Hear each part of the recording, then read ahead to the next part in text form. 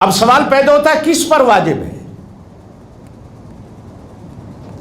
یہ بھی social media پہ شور جو حالا مولویوں کا کہ پورے ٹبر میں پورے گھر میں اگر ایک قربانی کر دی جائے تو سارے گھر والوں کی طرف سے ہو جاتی. نہیں، جو بالغ بچہ اپنا کماتا ہے، نابالغ بچہ ماں باپ کی قربانی کے ساتھ ہے، بالغ بچہ کماتا ہے، کمائی ہے، بینک بیلنس رکھتا ہے، 2-2 لاکھ کا وہ موبائل رکھتا ہے، 10-10 20-20 ہزار ڈالر کی وہ گھڑی پہنتا ہے، ہر چیز اس کو مہیا ہے، اس پر بھی قربانی واجب ہے. جو عورت اپنے استعمال کے لیے 7.5 تولے 8 تولہ سونا سے زیادہ گھر میں سونا رکھتی ہے، اس عورت پر بھی قربانی واجب ہے. یہ نہیں کہ خاوند قربانی کرے عورت نہ کرے. جس طرح نماز عورت پر بھی ہے مرد پر بھی ہے، اسی طرح قربانی مرد پر بھی ہوگی عورت پر بھی ہوگی. لیکن مرد بھی وہ ہوگا جس کے پاس پیسہ ہے، عورت بھی وہ ہوگی جس نے سونا اتنا گھر میں رکھا ہوا ہے لیکن قربانی ویلے انہوں ٹیڈے درد پہ جاندہ جی کارا لا کرسی میں کیوں کرا، اس پر بھی قربانی واجب ہے. اور کچھ ماں باپ توجہ سے سننا یہ مسئلہ کہ بچیاں چھوٹی چھوٹی ہیں، ان کے لیے سونا پہلے جمع کر دیتی ہیں. ابھی پچھلے دنوں گورنمنٹ نے 5-5 ہزار ڈالر دیا تو میں کئی ایسی بہنوں کو جانتا ہوں اسے دن 5 ہزار لے کے آلے بچی 4 سال دی اس واسطے بھی سونا لے کے آ گئی، ہنے جمع کر لیے. اگر وہ بھی 8 تولے سونے سے زیادہ تم نے جمع کر لیا تو وہ قربانی بھی واجب ہو جائے گی. قربانی مذاق نہیں ہے،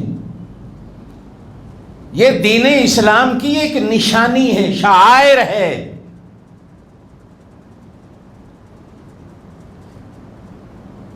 اس لیے اللہ فرماتی ہے تم پر نہیں ہے، یہ پہلی امتوں پر بھی تھی. اب آپ اور میں یہاں رہتے ہیں،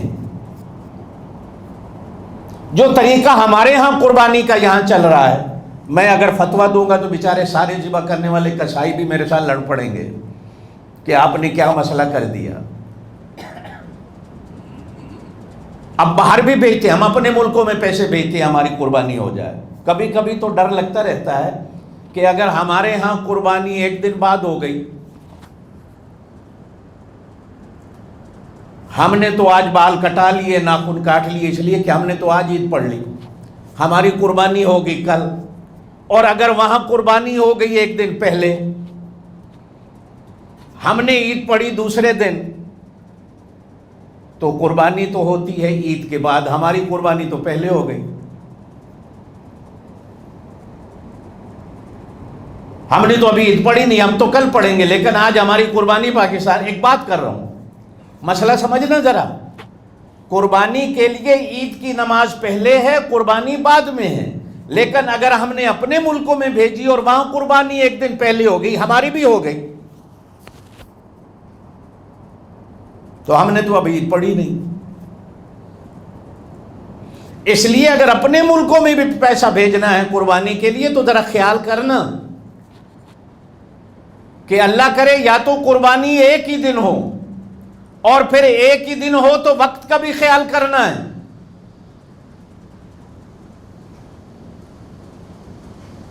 اور اگر ایک دن بعد ہے، اگرچہ ناخن کاٹنا بال کاٹنا قربانی کرنے والے کے لیے مستحب ہے، نہ کاٹے، یہ واجب نہیں ہے. بعض لوگ اس کو سنت بھی کہتے ہیں، لیکن یہ سنت میں بھی نہیں آتا، یہ مستحبات میں آتا ہے، اچھی چیز ہے. تو پھر وہ بندہ دوسرے دن تک ویٹ کرے کہ میری قربانی ہو جائے تو پھر میں جا کر اپنے ناخن کاٹوں اور بال کاٹوں. یہ آپ اور میں جو ہے نا یہ پھنسے ہوئے ہیں. یہ تول کر قربانیاں، کیا یہ جواز کا فتویٰ ملتا ہے؟ آپ صلی اللہ علیہ وسلم قربانی کرنے لگے، توجہ سنیے گا توجہ سے. حضرت فاطمہ صلوات اللہ علیہا سے فرمایا فاطمہ قربانی کے سامنے کھڑی ہو، سامنے کھڑی ہو، یہ تیری طرف سے قربانی ہو رہی، میرے سامنے کھڑی ہو. قربانی کرنے والا اپنے جانور کے قریب ہو، سامنے ہو، اپنا جانور دیکھے۔ ہم نے تو آنکھیں بند کر کے اعتبار کر لیا ان پر، وہ لولا ہو، لنگڑا ہو، اندھا ہو، کانا ہو، اس کے سینگ کٹے ہوئے ہیں، کہیں اس کو زخم لگا ہوا ہے، کہیں کیا ہے، کہیں کیا ہے۔ سنو، چونکہ واجب ہے، باقی دنوں میں تو احتیاط کرو نہ کرو، قربانی کے لیے یاد کرو کہ ذبح کرنے والے نے تکبیر بھی پڑھی ہے کہ نہیں، اس لیے کہ اللہ قرآن میں کہہ رہا ہے لِيَذْكُرُوا اسْمَ اللَّهِ عَلَىٰ مَا رَزَقَهُمْ، قربانی کے جانور پر اللہ کا نام لینا بھی واجب ہے۔